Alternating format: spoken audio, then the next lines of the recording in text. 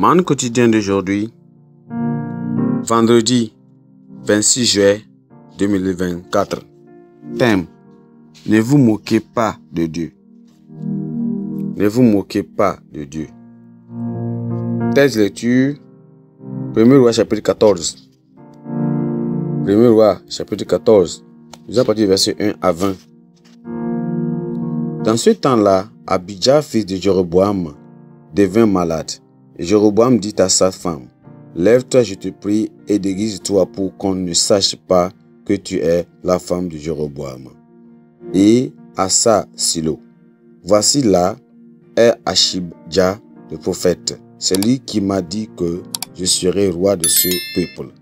Prends avec toi 10 pains, des gâteaux et un vase de miel, et entre chez lui, et il te dira ce qui arrivera à l'enfant. La femme de Jéroboam fit ainsi. Elle se leva, alla à Silo et entra dans la maison d'Achibja. Achibja ne pouvait plus voir, car il avait les yeux fixes par suite de la vieillesse. L'Éternel avait dit à Achibja, la femme de Jéroboam va venir te consulter au sujet de son fils parce qu'il est malade. Tu lui parleras de telle et de telle manière. Quand elle arrivera, elle se donnera pour une autre. Lorsque Achibja entendit le bruit de ses pas, au moment où elle franchissait la porte, il dit: entre, femme de Jéroboam, pourquoi veux-tu te donner pour une autre?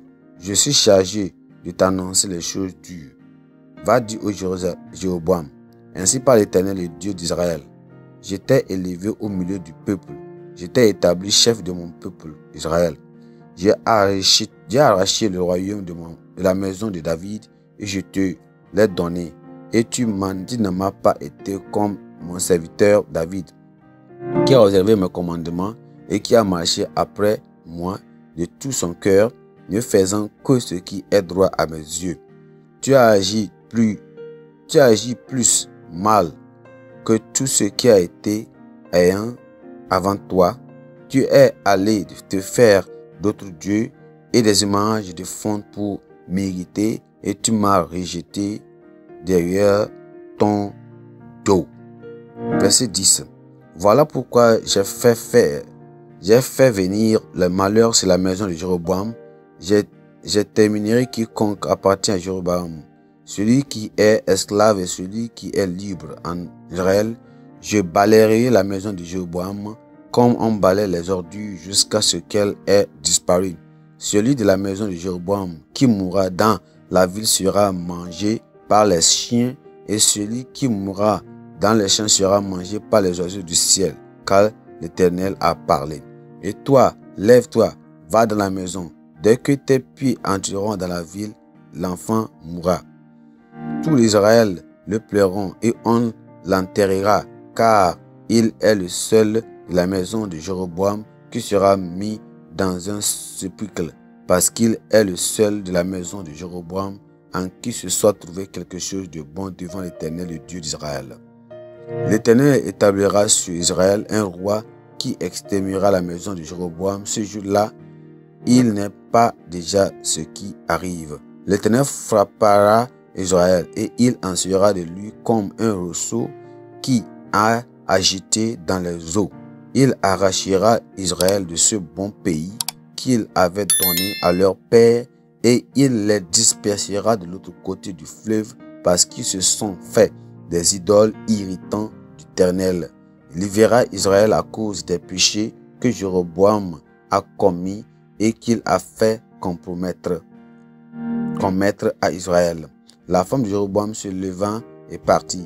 Elle arrivait à Tirtha, et comme elle atteignait le seuil de la maison, l'enfant mourut. On l'enterra et tout Israël pleura, selon la parole que le prophète avait dit par son serviteur Achibja le prophète. Le reste des actions de Jéroboam, comme il fit la guerre et comment il régna, cela est écrit dans le livre des chroniques des rois d'Israël. Verset 20. Jéroboam régna 22 ans, puis il se coucha avec ses pères, et Nadab son fils régna à sa place. Gloire à Dieu. Le verset clé, c'est le verset 2 qui dit ceci.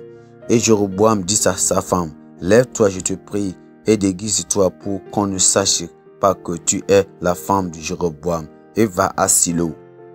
Voici là est Achija, le prophète, c'est lui qui m'a dit que je serai roi de ce peuple.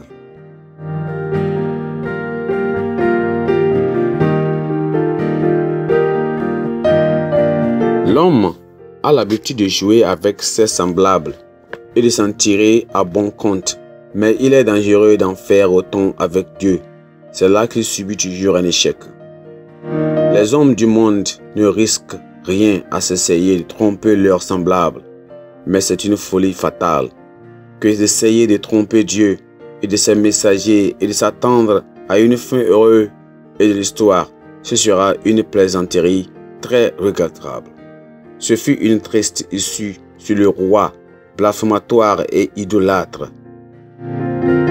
d'Israël, Jéroboam, qui tiendra de doubler le vrai prophète de Dieu, Achija. Il a demandé à sa femme de se déguiser et d'aller voir le prophète pour savoir si son fils malade allait guérir.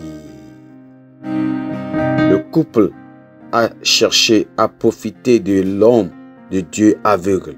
Ils ont sous-estimé le pouvoir du Seigneur et de protéger son représentant contre l'expiatoire et la moquerie. Il a été plus intelligent que lui en dévoilant l'identité de l'imposteur. Le Seigneur a également révélé au prophète que l'enfant malade mourrait tandis que Jéroboam lui-même verrait sa royauté interrompue. L'histoire biblique et séculaire regorge et récite l'honneur et des femmes dont l'orgueil les a conduits à sous-estimer les serviteurs de Dieu Tout-Puissant. Pharaon a manqué à plusieurs reprises les respect à Dieu, ignorant avec ignorance. Ou bien l'ignorance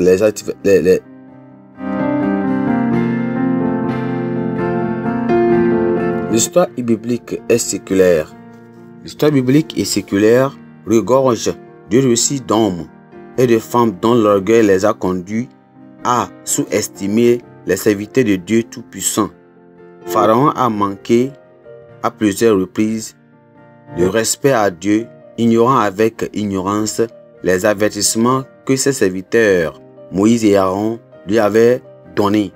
Nabuchodonosor a également profité de la puissance de Babylone pour persécuter les 4 captifs hébreux indomptables. Dans le Nouveau Testament, l'orgueil n'a pas permis à Hérode d'admettre qu'il n'était pas Dieu. Alexandre le Grand, dont l'empire s'étendait sur 3 continents, était un autre grand rêveur qui n'a pas tenu compte de Dieu dans ses conquêtes. C'est une folie de considérer les prophètes de Dieu comme des ignorants que nous pouvons manipuler et tromper pour qu'ils acceptent les normes du monde.